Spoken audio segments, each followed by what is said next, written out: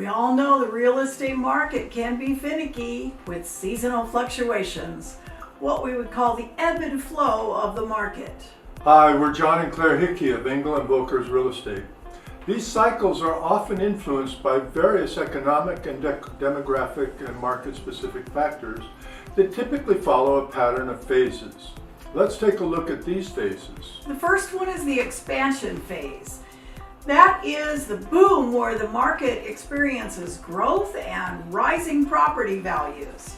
The peak phase, that represents the top of the market, where prices are at their highest point and demand begins to stabilize. Then you've got the bust phase. The market cools significantly and demand decreases and the prices start to decline. And then comes the trough phase. This is the bottom of the market cycle where property values decline and we see an oversupply of homes on the market. And finally, the recovery phase. The market starts to stabilize again and improve.